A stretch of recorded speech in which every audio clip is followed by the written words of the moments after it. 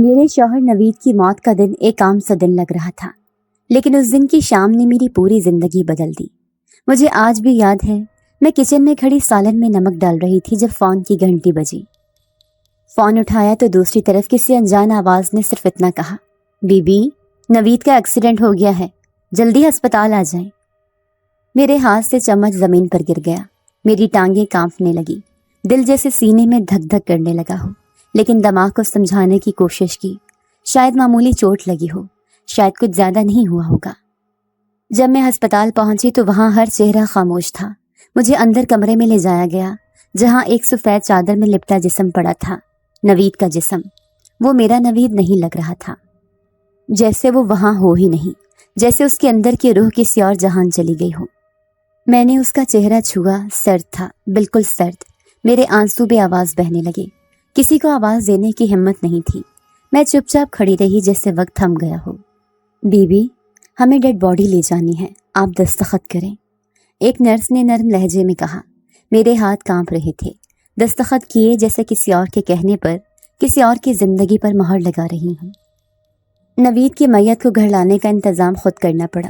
کوئی بھائی بہن، ماں باپ نہیں تھا میرا۔ ماں باپ تو بچپن میں ہی چلے گئے تھے، اور شوہر کی طرف کے لوگ جیسے کبھی تھے ہی نہیں۔ محلے والوں کو بتایا جنازہ پڑھوانا تھا، کسی نے ہمدردی کے دو بول تک نہ بولے۔ ایک خاتون نے تو منہ پر ہی کہہ دیا، ارے بہن، ہمیں افسوس ہے لیکن ہم مصروف ہیں، دعا ضرور کریں گے۔ نوید کی میت کے ساتھ میں ایسے کھڑی تھی جیسے درخت کی چھاؤں میں کوئی پناہ لینے والا جلتے سورج کے نیچے آ گیا ہو۔ کوئی کاندھا دینے والا نہیں تھا، کوئی دوپٹہ تھامنے والا نہیں تھا۔ قبرستان میں مٹی ڈالنے والے ہاتھ اجنبی تھے، اور میں بس ایک طرف کھڑی دیکھتی رہی، جیسے خود کو باہر سے دیکھ رہی ہوں۔ بی بی، فاتحہ پڑھ لیں، مولوی صاحب نے سرگوشی کی، جیسے وہ بھی جانتے ہوں کہ میرے پاس اب کوئی الفاظ باقی نہیں۔ میں نے آنکھیں بند کر کے بس یہی کہا، اللہ میرے نوید کو سکون دے اور مجھے ہمت۔ رات جب میں اکیلی گھر لوٹی تو دروازہ کھولتے ہی ایک سناٹا میرے سامنے کھڑا تھا۔ کمرے میں نوید کا بستر، اس کی خوشبو، اس کے کپڑے سب جیسے میرا منہ چڑھا رہے ہوں۔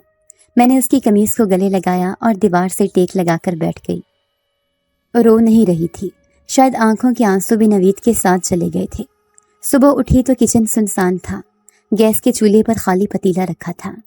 میں نے اسے دیکھا اور سوچا آج کیا پکاؤں، لیکن فریج کھولا تو کچھ بھی نہیں تھا۔ ایک آدھا ٹماٹر، کچھ سوکھا ہوا آٹا، بس۔ میں نے دل کو بہلایا کہ کل کوئی حل نکال لوں گی۔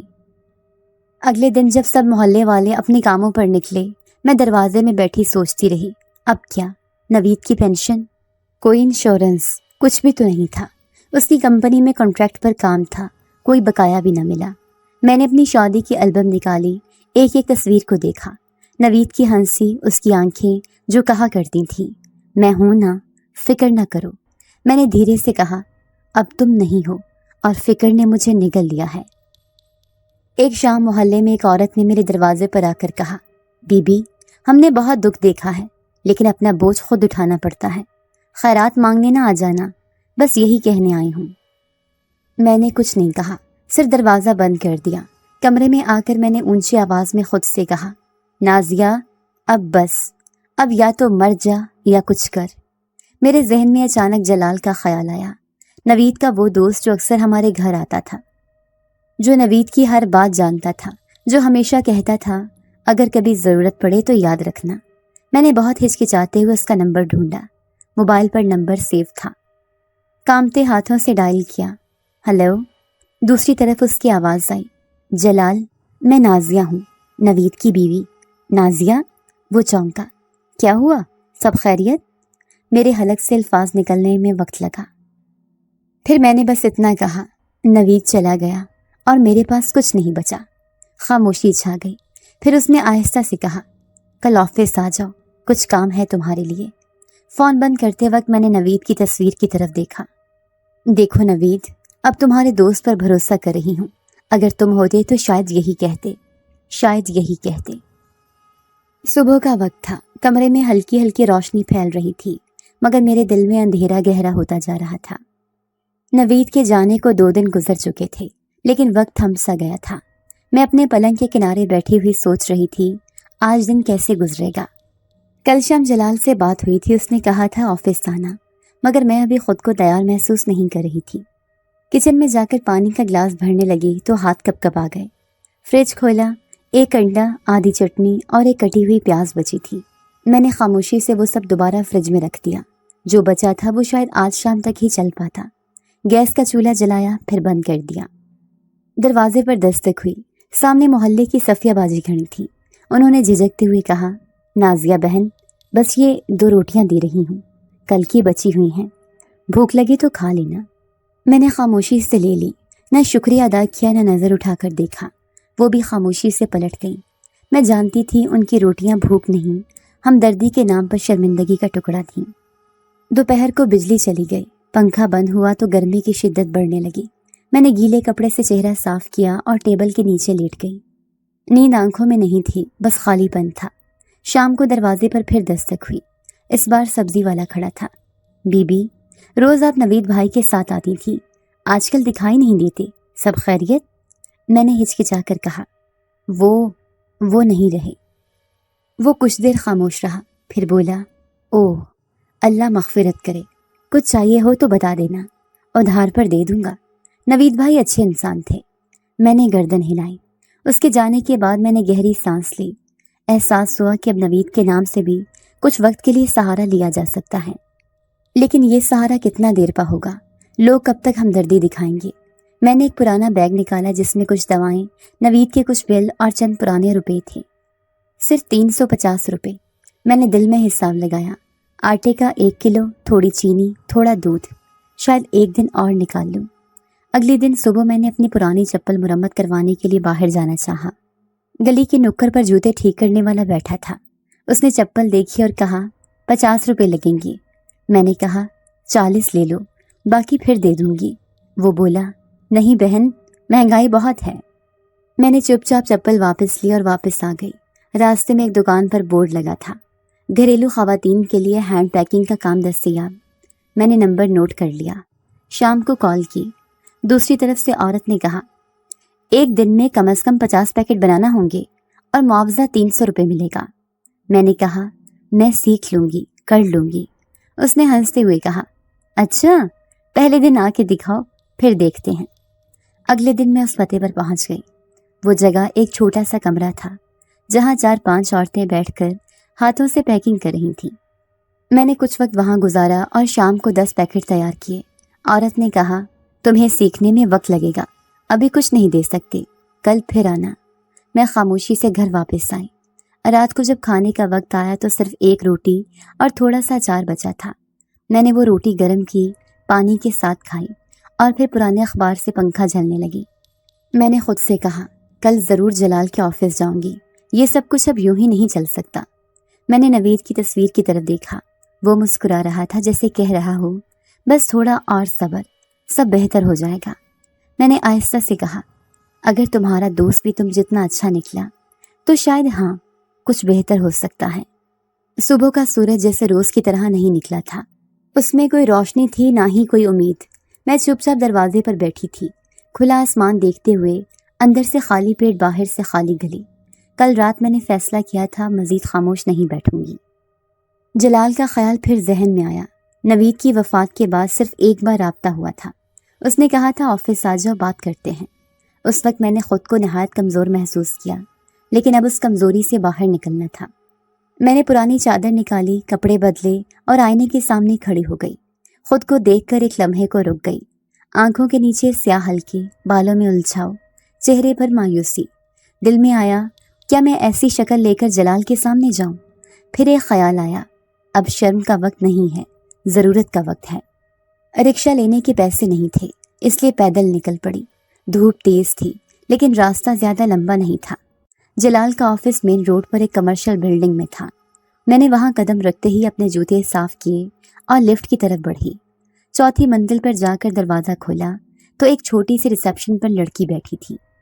اس نے اوپر نیچے مجھے دیکھا، پھر کہا، جی، کس سے ملنا ہے؟ میں جلال صاحب سے ملنا چاہتی ہوں، انہوں نے خود بلایا ہے۔ لڑکی نے فون اٹھایا، بات کی، پھر کہا، اندر چلی جائیں، کیبن نمبر 3۔ جلال ایک بڑے شیشے والے کیبن میں بیٹھا تھا۔ وہ مجھے دیکھتے ہی کھڑا ہو گیا और एक लम्हे को खामोश रहा। फिर उसने कुर्सी की तरफ इशारा किया। बैठो नाजिया। मैं बैठ गई। कमरे में एयर कंडीशन की ठंडक और माहौल की खामोशी एक लम्हे को अजीब लगी। मैं जानता हूँ तुम पर क्या गुजर रही है, जलाल बोला। नवीद मेरा बहुत करीबी दोस्त था, तुम्हारा भी कुछ हक है मुझ पर। मैंने धीरे से सर हिलाया। मेरी बस एक ही गुजारिश है, मुझे कोई काम चाहिए, किसी की मोहताजी नहीं चाहती। जलाल ने थोड़ा सोचा, फिर कहा, मेरे ऑफिस में एक असिस्टेंट की पोजीशन है। डॉक्यूमेंट संभालने, फ़ोन सुनने और थोड़ा सा डाटा एंट्री का काम होगा। कंप्यूटर आता है? ज़्यादा नहीं, लेकिन सीख सकती हूँ। नवीद सिखाता था कभी कभार। ठीक है, आज से शुरू कर सकती हो? मैंने उसे देखा जैसे यकीन नहीं आ रहा था। हाँ अभी? हाँ अभी। उसने बेल बजाई और एक लड़की को बुलाया। ये नाजिया हैं, इनको ऑफिस का वर्क फ्लो समझा देना। उसके जाने के बाद मैंने कमर पर बांधी चादर दुरुस्त की और अपने नए सफ़र का पहला कदम रखा। दिन का पहला काम था फाइलें तरतीब देना। मैंने आहिस्ता आहिस्ता हाथ लगाया क्योंकि कुछ भी उलझाने से डर लग रहा था। बाकी मुलाजमीन नज़रें चुराकर देख रहे थे, जैसे उनके लिए मैं अजनबी थी या शायद सवालिया निशान, लेकिन किसी ने कुछ नहीं कहा। दोपहर को चाय का वक्फा हुआ। एक लड़की नाजिया नाम की तरफ चाय लेकर आई और आहिस्ता से कहा, मैं फरा हूँ, यहाँ पिछले 2 साल से हूँ, कुछ समझना है तो पूछ लेना। मैंने शुक्रिया कहा और चाय का कप पकड़ा। वो एक मामूली सी बात थी, लेकिन एक छोटा सा सहारा लग रही थी। घर पहुंची तो कमरे में दाखिल होते ही अंधेरे ने इस्तकबाल किया। मैंने बल्ब जलाया और वो 2 कागज़ निकाले जिन पर आज के काम की लिस्ट लिखी थी। नवीद की तस्वीर की तरफ देखा और आहिस्ता से कहा, पहला दिन गुजर गया, तुम्हारे दोस्त ने वादा निभाया। मैंने आटा गूंधा, चूल्हा जलाया और 2 रोटियां पकाईं। एक खुद खाई, दूसरी बचा ली। जिंदगी थोड़ी मुश्किल है, लेकिन अब उम्मीद जिंदा है। सुबह मामूल से पहले आंख खुल गई। मैंने बिस्तर पर लेटे लेटे छत को देखा, जैसे वो किसी जवाब की तलाश में हो। ऑफिस का पहला दिन अच्छा गुजरा था और आज दूसरा दिन था। दिल में एक छोटी सी उम्मीद उभर रही थी, जो हर गुजरते लम्हे के साथ मजबूत हो रही थी। मैंने कपड़े इस्त्री किए, चादर अच्छी सी लपेटी और दरवाज़ा बंद करके बाहर निकल आई। ऑफिस पहुंचते ही फरा मेरे पास आई। उसके हाथ में 2 फाइलें थीं। ये आज तुम्हें एंट्री करनी है, कल की फाइल अलग है। मैंने तुम्हारे लिए एक छोटी सी मेज़ भी लगवा दी है, बैठने में आसानी रहेगी। मैंने मुस्कुराकर शुक्रिया अदा किया। दोपहर के करीब जलाल मेरे डेस्क के करीब आया। उसने आराम से पूछा, काम कैसा चल रहा है? कुछ मुश्किल तो नहीं? नहीं, सब समझ आ रहा है। मैं आहिस्ता आहिस्ता सीख रही हूँ। तुम्हारी रफ्तार अच्छी है। मुझे खुशी हुई कि तुमने हिम्मत की। मैंने सर झुकाकर जवाब दिया। शायद अब मजबूरी हिम्मत बन गई है। जलाल ने हल्की सी मुस्कुराहट के साथ कहा, मजबूरी अक्सर हमें वहाँ पहुँचा देती है जहाँ हम कभी खुद से न जाते। उसके जाने के बाद मैंने काम में मज़ीद ध्यान लगा दिया। हर फाइल, हर एंट्री एक तरह से मेरे लिए नया सबक थी। शाम तक 5 घंटे गुजरे, लेकिन लगे जैसे पल में उड़ गए। छुट्टी से पहले जलाल ने मुझे दोबारा अपने कैबिन में बुलाया। नाजिया, एक बात कहनी थी। तुम चाहो तो इस ऑफिस के फ्रंट डेस्क की जिम्मेदारी ले सकती हो। तनख्वाह थोड़ी बढ़ा दूंगा और काम निस्बतन हल्का होगा, लेकिन जिम्मेदारी ज़्यादा होगी। मैंने फ़ौरन जवाब नहीं दिया, पर कहा, अगर आप समझते हैं कि मैं इस काबिल हूँ तो मुझे मंजूर है। बिल्कुल हो। मैंने इसीलिए पूछा है। तुम्हारा अंदाज़, तुम्हारी ज़ुबान सब में वक़ार है। ये बात सुनते ही मुझे नवीद की बात याद आ गई। तुम जैसी औरतें खुद ही अपनी इज्जत होती हैं। अगले दिन से मैंने नई जिम्मेदारी संभाल ली। ऑफिस में दाखिल होने वाला हर शख्स अब पहले मेरे सामने से गुजरता। फ़ोन कॉल्स, अपॉइंटमेंट्स, विजिटर्स, सब कुछ मेरे ज़िम्मे था। काम का बोझ कम ज़रूर था, लेकिन नोटिस करने वाली नज़रों का दबाव ज़्यादा महसूस होने लगा। एक दिन लंच ब्रेक में जलाल मेरे पास आया। 2 चाय के कप थे हाथ में। सोचा तुम्हें कंपनी दे दूँ, आज का दिन कुछ ज़्यादा बोर लग रहा है। मैंने हिचकिचाते हुए चाय ली।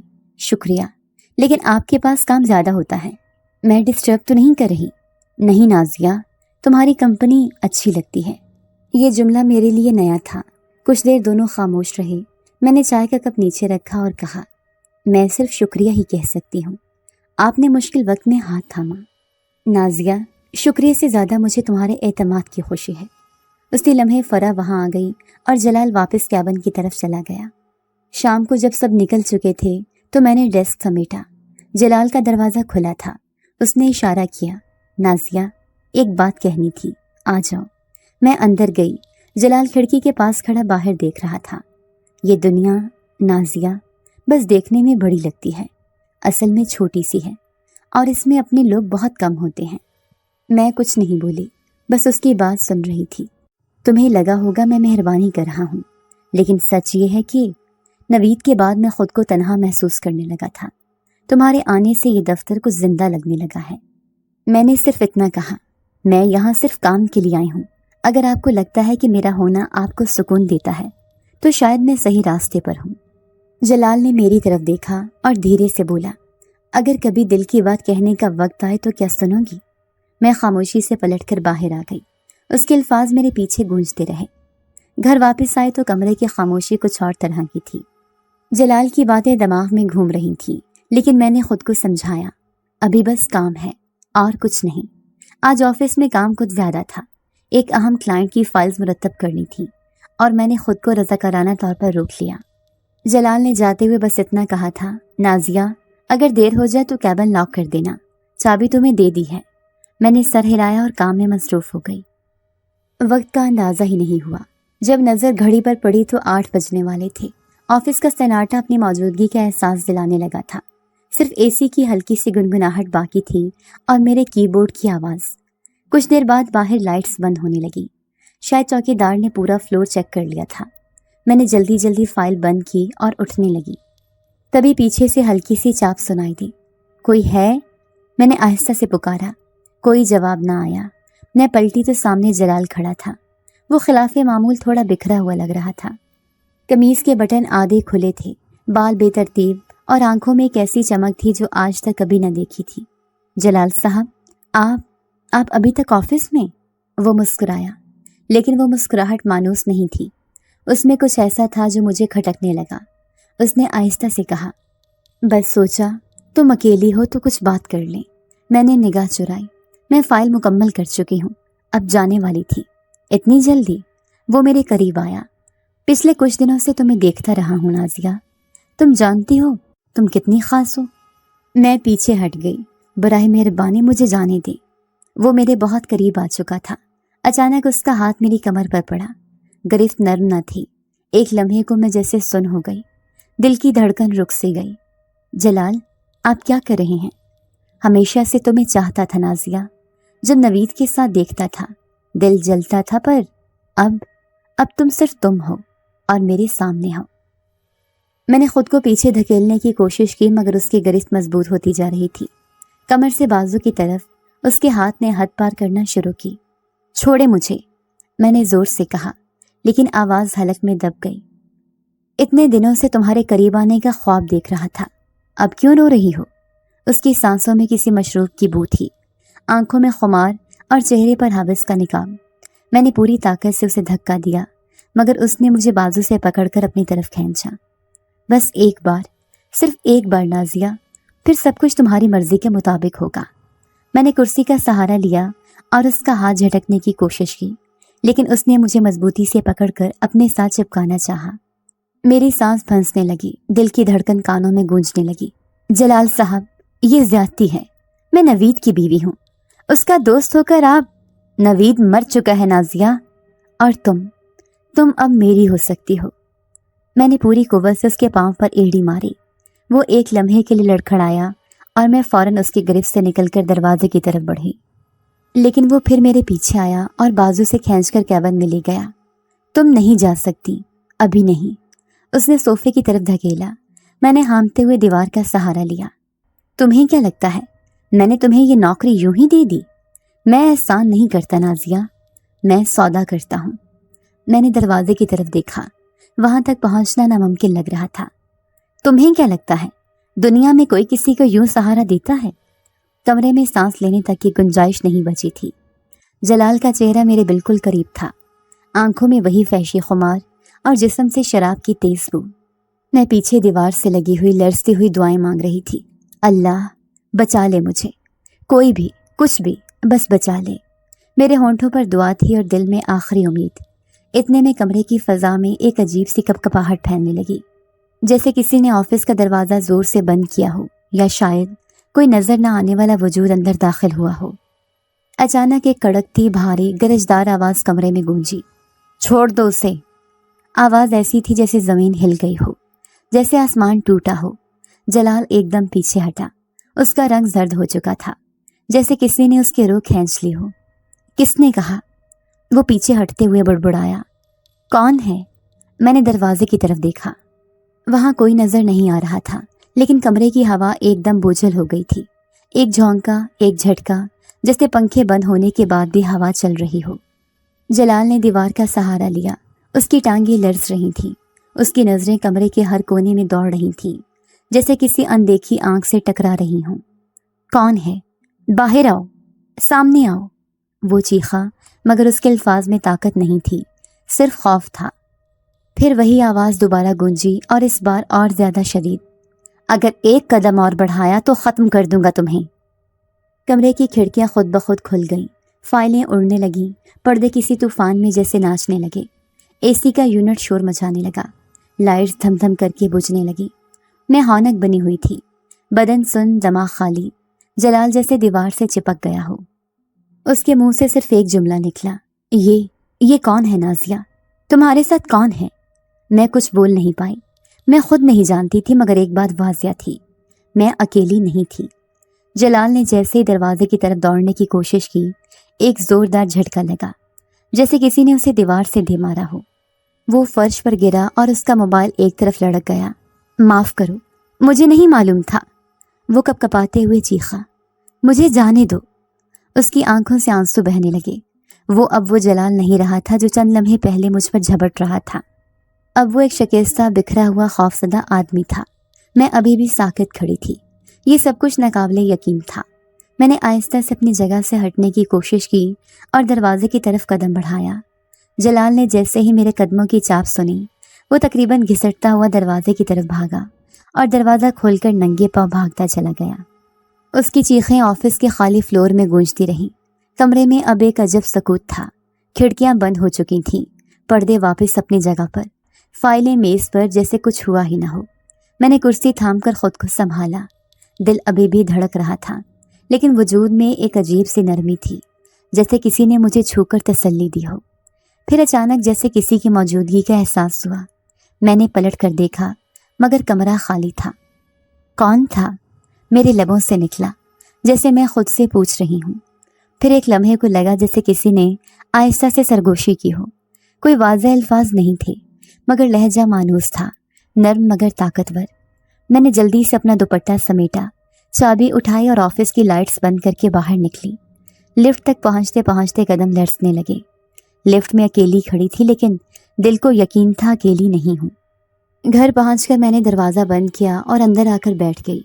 मोबाइल हाथ में लिया तो देखा जलाल की कई मिस्ड कॉल्स थी और एक मैसेज, माफ़ कर दो, मैं नहीं जानता था तुम अकेली नहीं हो। मैंने मैसेज देखकर मोबाइल बंद कर दिया। अगली सुबह ऑफिस गई। सब कुछ मामूल के मुताबिक था, लेकिन जलाल गायब था।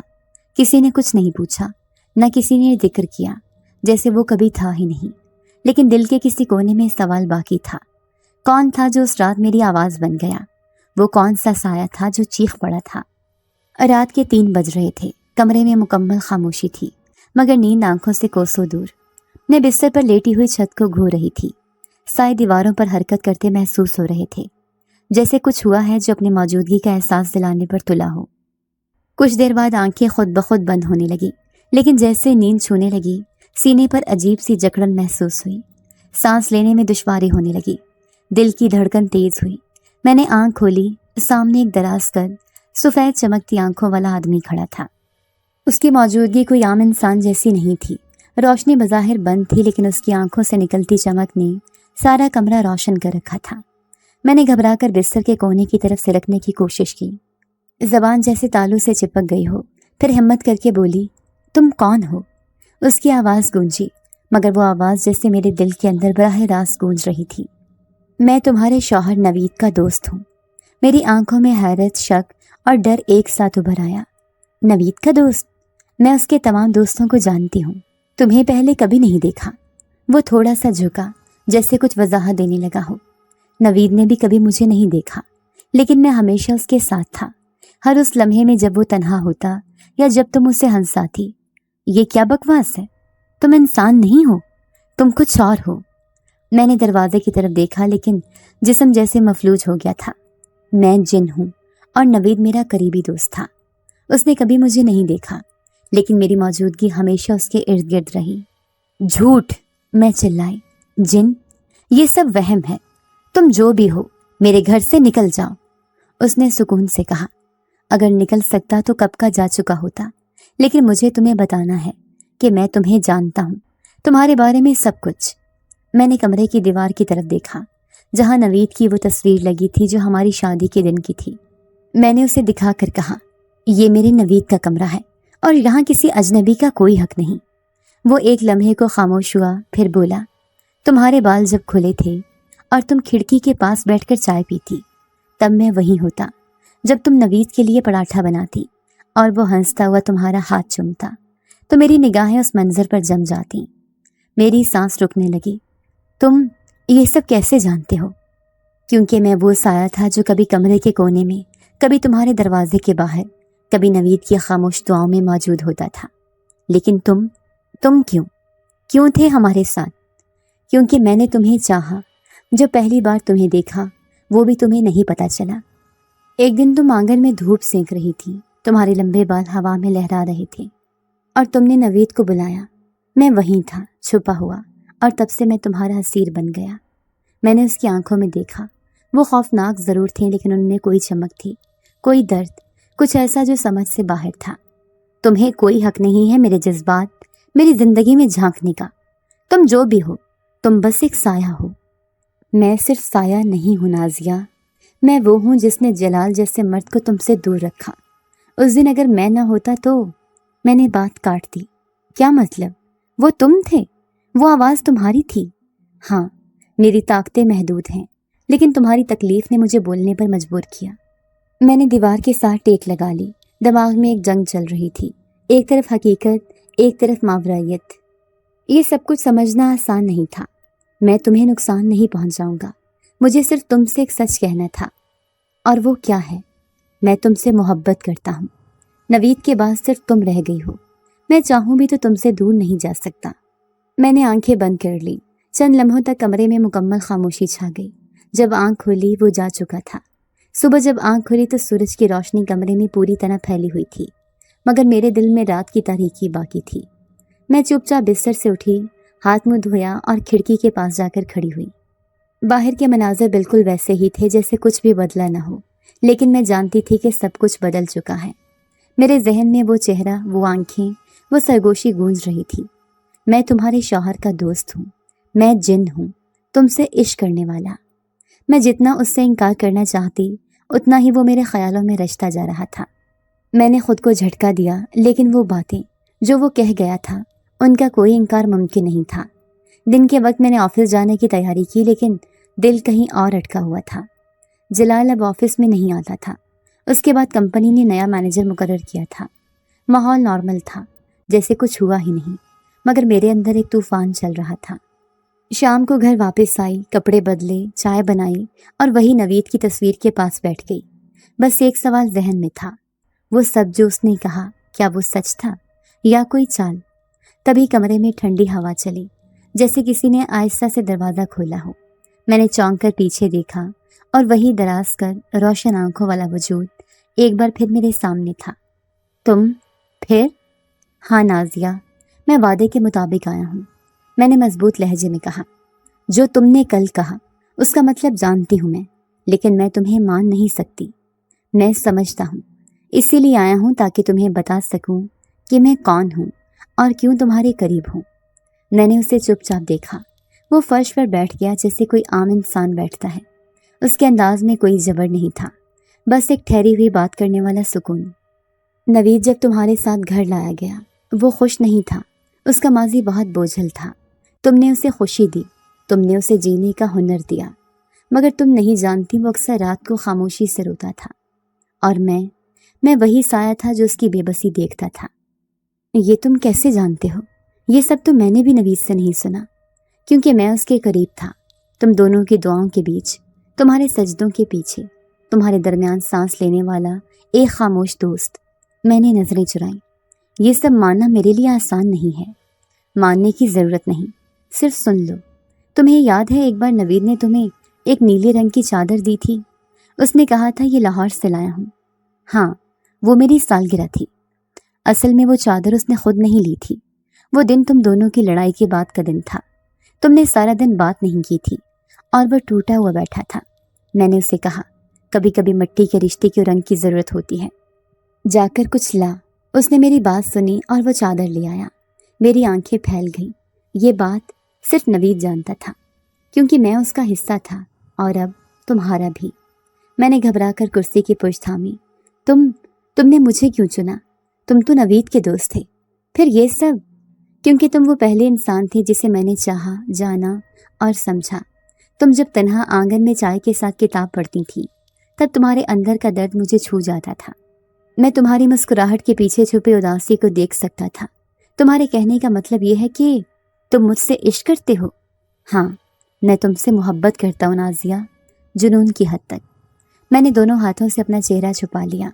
یہ سب کچھ ناقابل یقین تھا۔ ایک جن جو میرے شوہر کا دوست تھا اب میرے سامنے بیٹھا تھا اور مجھ سے عشق کا اظہار کر رہا تھا۔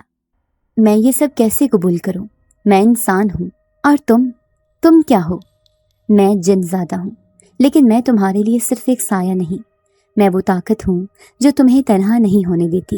میں وہ ساتھ ہوں جو بظاہر نظر نہیں آتا مگر ہمیشہ موجود رہتا ہے۔ کیا تم صرف اسی لیے آئے ہو مجھے اپنی کہانی سنانے؟ نہیں، میں آیا ہوں یہ بتانے کے لیے کہ تم چاہو تو میں ہمیشہ تمہارے ساتھ رہ سکتا ہوں۔ تمہاری مرضی کے بغیر کچھ نہیں ہوگا۔ میں نے دروازے کی طرف دیکھا لیکن دل میں بھاگنے کی خواہش نہیں تھی۔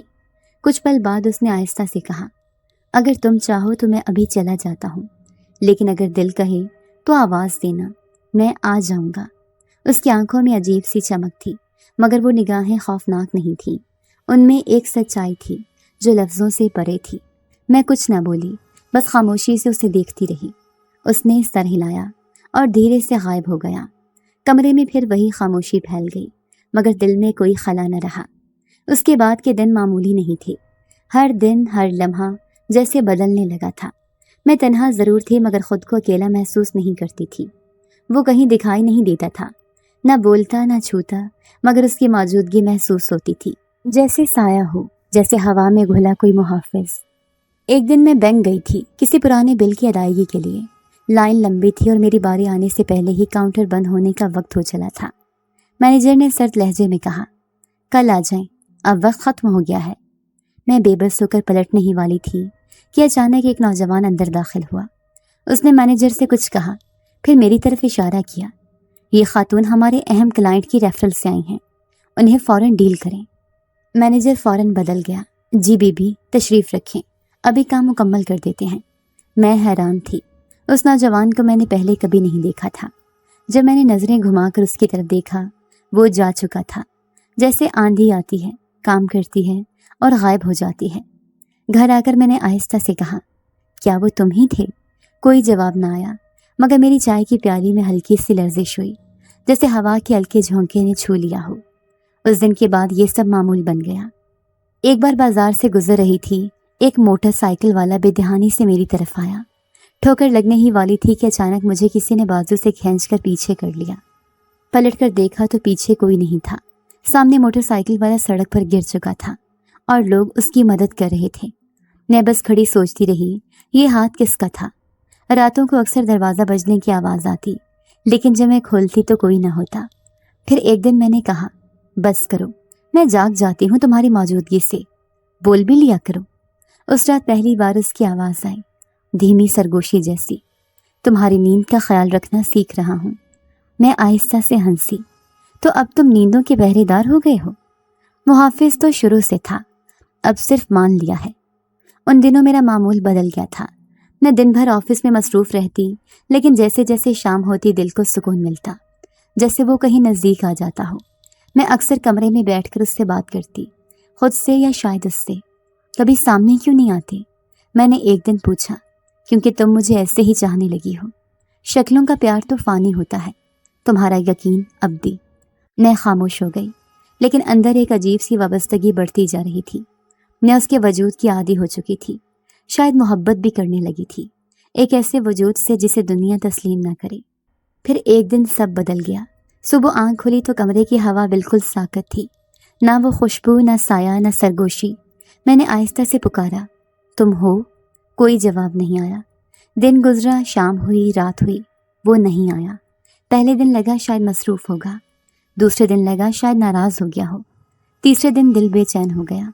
میں نے آہستہ سے نوید کی تصویر کے سامنے بیٹھ کر کہا، وہ چلا گیا ہے، کیا تم نے واپس بلا لیا اسے؟ فون پر، آفس میں، سڑک پر، کہیں کوئی اشارہ نہیں تھا۔ میری عادتیں بکھرنے لگی۔ میں کام کرتی لیکن ہر طرف اس کے ہونے کی امید رکھتی۔ پہلے پہل صرف خالی پن تھا، وہ آیا نہیں تو میں نے خود کو یقین دلایا کہ وقت لگے گا، شاید کوئی مجبوری ہو، شاید وہ آس پاس ہے لیکن ظاہر نہیں ہو رہا۔ دن گزرے مگر ہر گزرتے لمحے میں ایک اجنبیت بڑھتی گئی اور پھر سب کچھ اچانک بدلنے لگا۔ پہلی بار عجیب سا احساس اس شام ہوا جب میں آئینے کے سامنے بال باندھ رہی تھی۔ پیچھے ہلکی سی آہٹ محسوس ہوئی۔ میں نے پلٹ کر دیکھا، کوئی نہیں تھا۔ دوبارہ آئینے میں جھانکا تو لمحے بھر کو ایک پرچھائی سی نظر آئی، عورت کی شکل، بکھرے بال، آنکھیں گھورتی ہوئی۔ میں پیچھے ہٹی، پلٹی، کمرہ خالی تھا۔ میں نے خود کو سمجھایا، تھکن ہے، دماغ الجھا ہوا ہے۔ اگلے دن آفس سے واپسی پر جب میں بس سے اتری تو لگا جیسے کوئی میرے پیچھے قدم قدم پر چل رہا ہے۔ مڑ کر دیکھا، ایک خالی سڑک، لیکن قدموں کی چاپ جیسے رکی نہیں تھی، وہ میرے کانوں میں مسلسل گونج رہی تھی۔ کمرے میں داخل ہوتے ہی کچھ بدلا بدلا سا لگا۔ خوشبو جو اس کے ہونے کا پتہ دیتی تھی اب تعفن میں بدل چکی تھی۔ نوید کی تصویر کے نیچے دھول جمی تھی، حالانکہ میں نے پچھلے ہی دن صفائی کی تھی، جیسے کوئی آ کر سب کچھ بگاڑ گیا ہو۔ کہاں ہو تم؟ میں نے کمرے میں اونچی آواز میں کہا۔ تم نے کہا تھا تمہاری موجودگی محسوس ہوگی، اب کہاں ہو جب ہر طرف اجنبی سائے ہیں؟ اس رات میں سو نہ سکی۔ ہر بار آنکھ بند کرتی تو کوئی سایہ آنکھوں کے پیچھے ترتا، کبھی دروازہ خود بخود چرچراتا، کبھی کمرے کی لائٹ جھپکنے لگتی، اور سب سے خوفناک لمحہ وہ تھا جب آئینے میں نے اپنے پیچھے ایک عورت کو کھڑے دیکھا، وہی جس کے بال بکھرے تھے، جس کی آنکھیں شعلے جیسی تھیں۔ تو تم اب اکیلی ہو؟ وہ سرگوشی میں بولی، تمہارا سایہ اب نہیں آئے گا۔ میں نے چلا کر لائٹ آن کی اور پھر دروازہ کھول کر باہر نکل گئی۔ اگلے دن میں قریبی پیر بابا کے پاس گئی۔ محلے والوں نے اس کا پتہ دیا تھا، کہا تھا کہ وہ جنات اور سائے بھگاتے ہیں۔ پیر بابا نے میری بات سنی، کچھ دیر آنکھیں بند کی اور پھر کہا، بی بی، تم پر کسی جن کا سایہ نہیں، تم خود ایک جن کو اپنی زندگی میں جگہ دے چکی ہو، وہی اب تم سے دور ہو کر تمہیں توڑ رہا ہے۔ لیکن وہ تو میرا محافظ تھا، اس نے کبھی کچھ غلط نہیں کیا۔ میں نے احتجاج کیا، محافظ ہو یا عاشق، جب جن انسان سے جدا ہوتا ہے تو اس کی جگہ خالی نہیں رہتی، وہاں کچھ اور آتا ہے، وہ جگہ اب دوسروں کے لیے کھل چکی ہے۔ پیر بابا نے تعویذ دیا، کچھ دم کیا اور کہا، یہ گلے میں پہن لو، ہر رات تسبیح پڑھا کرو اور اس کا نام نہ لیا کرو۔ میں نے تعویذ پہن لیا مگر دل ماننے کو تیار نہیں تھا۔ رات کو میں نے کمرہ بند کیا، لائٹس جلائیں اور سونے کی کوشش کی، لیکن جب آگ لگنے لگی تو پھر وہی سایہ دیوار پر نظر آنے لگا۔ اب کی بار صرف سایہ نہیں تھا، سانس لینے میں تکلیف ہونے لگی، جیسے کسی نے میری گردن دبوچ لی ہو۔ چھوڑ دو، پلیز چھوڑ دو، میں کراہنے لگی، لیکن آواز گلے میں ہی رک گئی۔ آنکھ کھلی تو سانس پھولا ہوا تھا، گلا درد سے بھرا تھا، پورے جسم پر خراشیں تھیں جیسے کسی نے ناخن چلائے ہوں۔ میں نے آئینے میں دیکھا، گردن پر نیلے نشان تھے۔ اگلے دن پھر پیر بابا کے پاس گئی، میں نے انہیں سب کچھ بتایا۔ وہ کچھ دیر چپ رہے، پھر بولے، تمہیں اس سے دوبارہ رابطہ کرنا ہوگا، چاہے کچھ بھی ہو جائے۔ وہ خود غائب ہو گیا، میں کیسے بلاؤں؟ میری آواز میں بے بسی تھی۔ ایسے وجود صرف آواز سے نہیں آتے، دل کی گہرائی سے پکارنی ہوتی ہے۔ لیکن یاد رکھنا، اگر وہ نہ آیا تو جو تمہیں تنگ کر رہے ہیں وہ تمہاری زندگی کو نگل لیں گے۔ میں نے پیر بابا کی بات پر سر ہلایا اور رات کو کمرے میں بیٹھ گئی، دروازہ بند، کھڑکیاں بند، بتی مدھم۔ میں نے آنکھیں بند کی اور پہلی بار دل سے اسے پکارا، اگر تم واقعی میرے محافظ تھے، اگر تمہاری محبت سچی تھی تو واپس آؤ۔ دیکھو، میں اب ٹوٹ رہی ہوں، ہر طرف سائے ہیں اور میں اکیلی ہوں۔ تم نے کہا تھا صرف آواز دینا کافی ہوگا، میں اب پکار رہی ہوں، آ جاؤ، بس ایک بار۔ کمرے میں خاموشی تھی مگر دل جیسے سننے لگا۔ کوئی جواب نہیں آیا مگر ایک بات واضح تھی، میری پکار نکل چکی تھی۔ اگلے دن میں نے پیر بابا سے ملاقات چھپا کر ایک نئے عامل سے وقت لیا۔ اب میں ہر اس دروازے پر جا رہی تھی جہاں سے کوئی بھی امید ملے۔ کوئی ایک بات کہہ رہا تھا، کسی اور کی بات اس سے مختلف تھی۔ کسی نے کہا جن تمہیں چھوڑ گیا ہے، تم اب اس کے دشمنوں کے نرخے میں ہو۔ میں نے خود سے کہا یا تم واپس آؤ یا میں خود فنا ہو جاؤں گی۔ مجھے اب یقین ہونے لگا تھا محافظ اگر چھوڑ جائے تو سائے صرف تعاقب نہیں کرتے، وہ حملہ بھی کرتے ہیں۔ اندھیرے، چیخیں، سائے، ان سب کے درمیان میں دن بدن کمزور ہوتی جا رہی تھی۔ وہ جسے میں نے محافظ مانا تھا، جس کی موجودگی مجھے زندگی کا حوصلہ دیتی تھی، اب صرف ایک یاد رہ گیا تھا۔ میری ہر پکار جیسے ہوا میں تحلیل ہو رہی تھی، لیکن مجھے نہیں معلوم تھا دوسری طرف وہ بھی بے بس قید میں تھا۔ جنات کی ایک پرانی وادی میں بلند درختوں کے درمیان گہری دھند میں لپٹا ایک مقام تھا جہاں وہ قید تھا۔ وہاں روشنی نہیں تھی، صرف نیلا سا دھواں تھا جو ہر شے کو لپیٹے ہوئے تھا۔ زمین کانپتی رہی اور ہر طرف سناٹا تھا۔ یہاں جن زادے کے قبیلے والوں نے اسے قید کر رکھا تھا۔ اس کے ہاتھ کسی زنجیر سے نہیں بندھے تھے، لیکن وہ ایک دائرے میں تھا، ایسا دائرہ جسے جنات کے قانون نے بنایا تھا، جسے باہر قدم رکھنے کا مطلب تھا تمام طاقتوں کا خاتمہ۔ قبیلے کے بزرگ اس کے سامنے بیٹھے تھے، ان کے چہرے سخت، آنکھیں اسپاٹ، آواز میں حکم۔ تم نے انسان ذات سے عشق کیا، یہ خلاف ضابطہ ہے۔ میں نے اپنی مرضی سے کچھ نہیں مانگا، محبت خود بخود ہو گئی۔ اس نے پہلی بار سر اٹھا کر کہا، محبت اگر تمہیں کمزور کر دے تو وہ زہر ہے۔ بزرگ نے غصے سے جواب دیا، تم نے جن زادوں کی طاقت کو ایک انسان کے لیے قربان کرنا چاہا؟ میں نے صرف اسے محفوظ رکھنے کی کوشش کی، اسے تکلیف میں دیکھ کر چپ نہیں رہ سکتا تھا۔ دوسرے بزرگ نے آواز بلند کی، اگر تم اسے اپنانا چاہتے ہو تو اپنی طاقتیں واپس کرو اور ہمیشہ کے لیے اس دائرے سے نکل جاؤ۔ اس کے ساتھ جینے کا مطلب ہے عام ہو جانا، فنا ہو جانا۔ وہ خاموش رہا، نگاہ نیچے جھکی رہی۔ قبیلے کے سردار نے آخری فیصلہ سنایا، تمہیں سوچنے کے لیے وقت دیا جا رہا ہے۔ اگر تم نے انسان کو چنا تو تم اب ہم میں سے نہیں رہو گی۔ وہ وہیں بیٹھا رہا، دائرے کے درمیان، لمحہ بلمحہ اپنی آزادی کی قیمت تولتا رہا۔ دوسری طرف میں روز پیر بابا، عاملوں، درگاہوں کے چکر کاٹ رہی تھی۔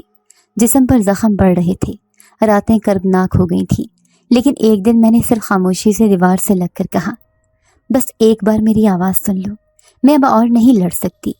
اسی لمحے جن زادے نے، اس قید نے میری پکار سنی۔ اس کی آنکھوں میں پہلی بار اضطراب آیا۔ وہ فوراً کھڑا ہوا، میں جا رہا ہوں اس کے پاس۔ بزرگ سامنے آئے، قانون کی خلاف ورزی ہوگی، تم اپنی طاقتوں کو ہمارے درمیان چھوڑ کر جا سکتے ہو، لیکن واپس نہیں آ سکو گے۔ میں طاقت نہیں، اسے چاہتا ہوں، اور اگر وہ میری موجودگی کے بغیر مر رہی ہے تو یہ طاقتیں میرے کسی کام کی نہیں۔ یاد رکھو، تم جن زاد ہو، تمہاری ہر سانس تمہاری وراثت ہے، اور اس کی ایک آنکھ کا آنسو میری پوری وراثت پر بھاری ہے۔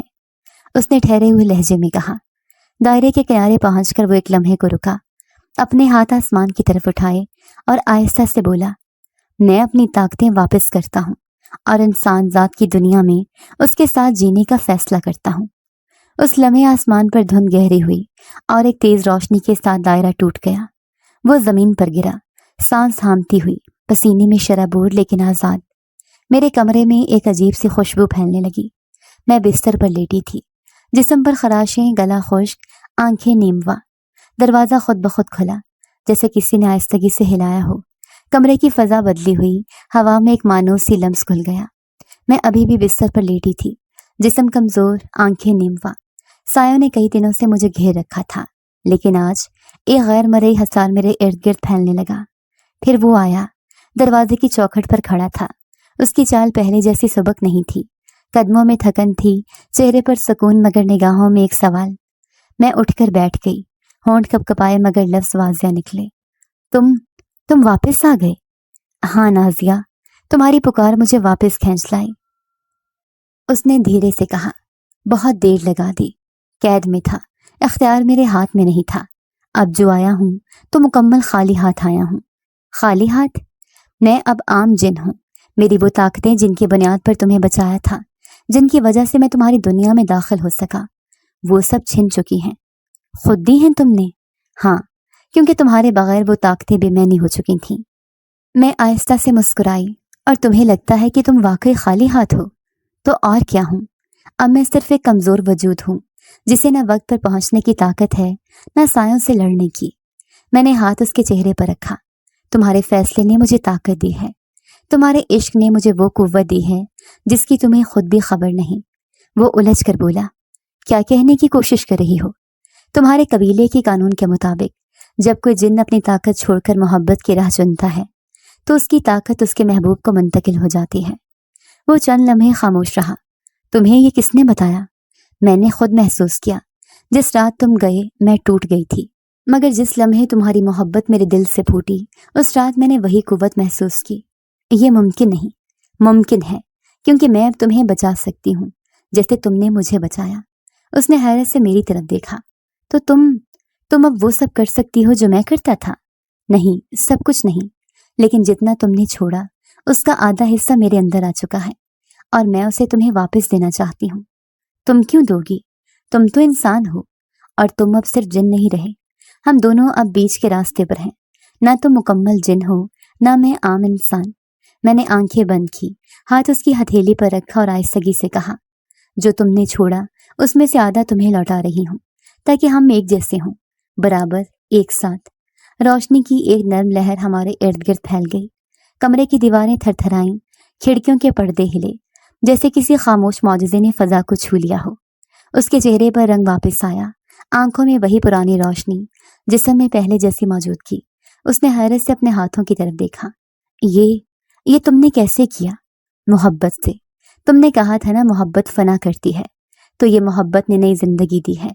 वो जमीन पर बैठ गया, दोनों हाथों से अपना चेहरा ढांप लिया। मैंने सोचा था सब खो दूंगा, पर तुमने तो वो दिया जो मैं खुद भी न मांग सकता था। मैं उसके करीब बैठ गई। जब तुम गए थे तुम्हारे कबीले ने शायद तुमसे तुम्हारी ताकतें छीनने की कोशिश की, लेकिन वो ये भूल गए कि सच्ची मोहब्बत किसी कानून की मोहताज नहीं होती। और तुमने वो कर दिखाया जो सदियों में कोई नहीं कर सका। मैंने कुछ खास नहीं किया, सिर्फ तुम्हें वापस बुलाया। तुम्हें पता है, उस लम्हे तुम्हारी आंखों में वो रोशनी है जो हमारी दुनिया के बुजुर्ग भी नहीं रखते। मुझे रोशनी नहीं चाहिए, मुझे तुम चाहिए। उसने मेरा हाथ थामा और पहली बार बिना किसी धुन, बिना किसी खौफ के मेरे सामने बैठा रहा। वो साया जो कभी मेरी हिफाजत करता था अब मेरे साथ बैठा एक आम सा वजूद बन चुका था। अब क्या होगा? उसने सवाल किया। अब हम एक साथ रहेंगे, ना तुम जिनज़ादे ना मैं सिर्फ नाजिया। अब हम दोनों वो हैं जो सिर्फ इश्क से जन्म लेते हैं, ना ज़मीन के ना आसमान के। कबीला क्या करेगा? जो करना था वो हो चुका। उनके कानून ने खुद को हारने दिया, क्योंकि जो ताकतें तुमने छोड़ी थी वो उनके किसी अपने को नहीं गई। तो किसको गई? उसी को जिससे तुम सबसे ज़्यादा मोहब्बत करते हो। तुम? हाँ, और वो वापस तुम्हें दे दी, लेकिन आधी, ताकि हम बराबर हों। कमरे में सकूत फैल गया, लेकिन वो खामोशी बोझ नहीं थी। वो दो वजूदों की हमांगी थी जिन्होंने कानून, ताकत, जुनून, सब कुछ मोहब्बत के एक लम्हे में हार दिया था। और अब हम कहाँ जाएंगे? जहाँ दिल चाहे। अब हमें रोकने वाला कोई नहीं।